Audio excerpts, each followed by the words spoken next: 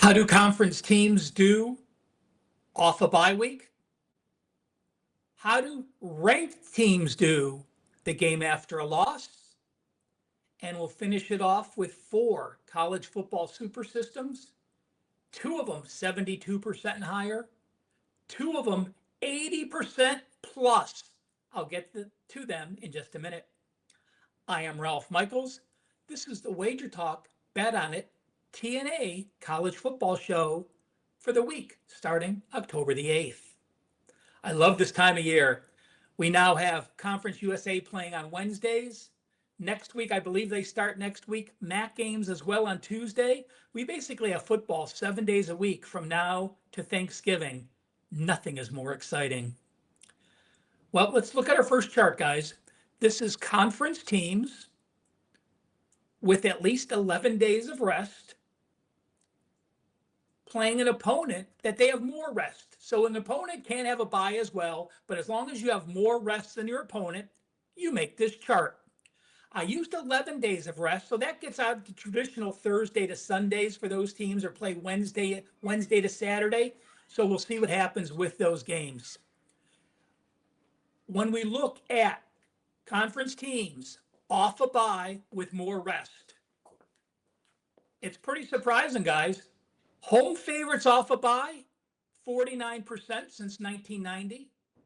Home favorites off a bye since 2021, 48%.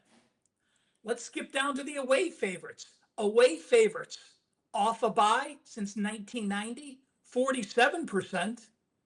And away favorites since 2021, conference game, 11 plus days of rest or more, and more rest than your opponent, only 48%.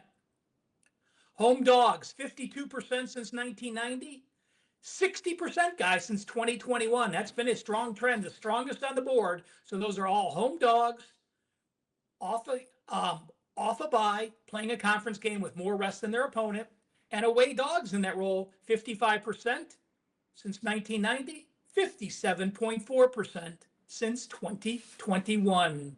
Surprising to me that, much like the NFL, you think coming off a bye and now a favorite is a positive? Make sure you check out my NFL TNA video as well. I'll be breaking down NFL teams after a bye, so you'll be covered for both college football and the National Football League. Chart number 2. Teams off a loss as a ranked opponent since 2021. If you blindly bet every team that lost as a ranked opponent the next week, you've gone 49.7%. So it's not like you can't play them, but don't think it's a positive.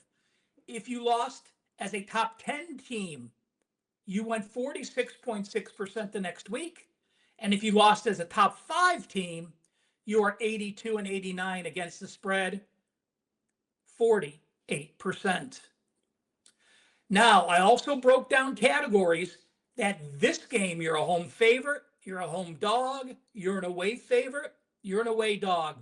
Well, folks, look at all that red if you're on the road off a ranked loss. Away favorites, 40%. Away dogs, 35%. If you're a top 10 team on the road the next week, you've only gone 6 and 14 on the road. And if you're a top 5 team on the road, you've gone 3 and 5. That's adding both the away favorite and away dog roles. So we checked out conference teams off a bye. We checked out ranked teams, what they do the following week. Before I get to our 4 big systems, including 2 that are 80% plus, I do want to mention our Weekend Warrior is live again this week. I had a rare losing week in college football. I dropped a 5% on Saturday, on Friday, a totals play, went 1 and 3 on Saturday. Bad weeks are going to happen. Hey, I got it past me. I'm looking to turn the corner. Still number 2 in college football since the start of 2024.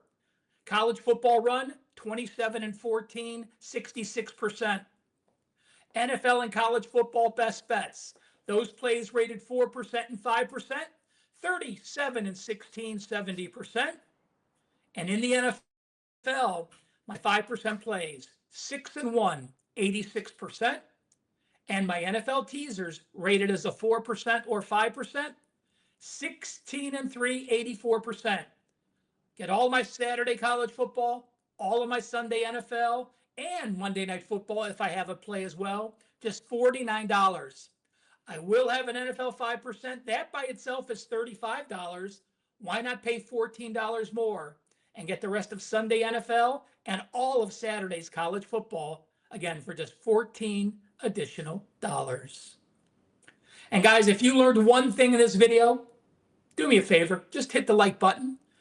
I'm taking a lot of these questions that you guys asked, turning them into these charts. So thank you. Keep those ideas coming as we'll continue to do this show weekly. Hit the like button. Make sure you're following WagerTalk on all their social media networks. Over 300,000 people follow WagerTalk social media. You should as well. Well, let's get to these 4 systems to finish off this segment. Number 1, the system record did not surprise me. The team it applies to clearly surprised me for this week. If a team is a favorite and they have allowed at least 6.5 yards rushing in each of the last 2 games from game number 4 and later. Why do I use game 4 and later? Well, there's a lot of crappy MAC teams and Sun Belt teams that have to play strong money games against FCS foes. So that really isn't indicative of how you're going to play when you get into your conference schedule, which most people have played a conference game by game 4, if not clearly by game 5. So the ATS record for favorites that have allowed 6.5 yards rushing in back-to-back games, 18 wins and 60 losses. That is 23.1% against the spread, or a 77% fade. Which favorite this week in college football has allowed back-to-back foes to rush for over 6.5 yards per carry? Or were you surprised that it's the Alabama Crimson Tide? Well, last week against Vanderbilt, they allowed 135 yards rushing and 7.1 yards per carry. The week before, they allowed Georgia to rush for 227 yards and 6.9 yards per carry. And let's remember, on the road in the opener, they allowed Florida State to rush for 230 yards on 49 carries. So fade Alabama, system number 1, as they've allowed 6.5 YPC back-to-back games. System number 2, top 10 game this week, Oregon, Indiana. Well, if we have 2 top 10 teams, it's a conference game, and the lines are between the 9s. So the home team is anywhere from plus 8.5 to minus 8.5. So we're just skipping teams that are a huge favorite or huge dog, and there's not very many of those when you get to 2 top-ranked teams.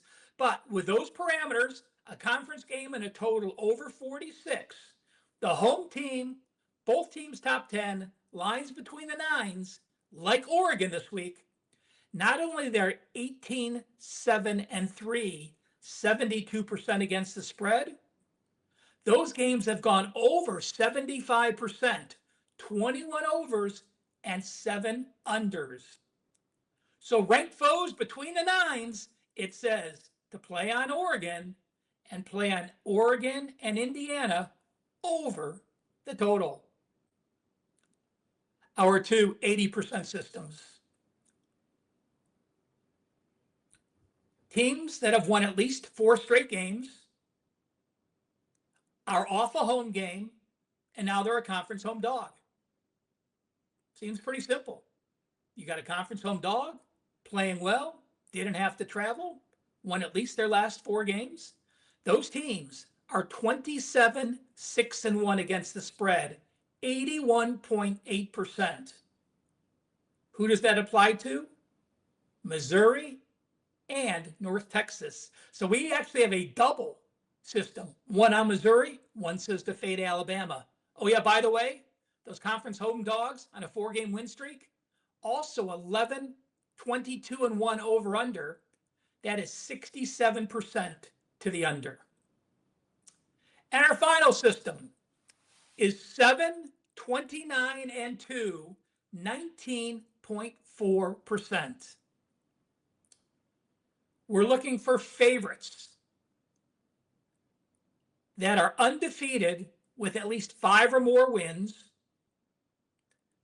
They're averaging under 50 points per game. Their opponents are averaging under 17 points per game. And the foe they're playing this week has a win percentage of 70% or higher. So Ohio State, they're a favorite. Ohio State, 5 or more wins. Ohio State averages under 50 points per game.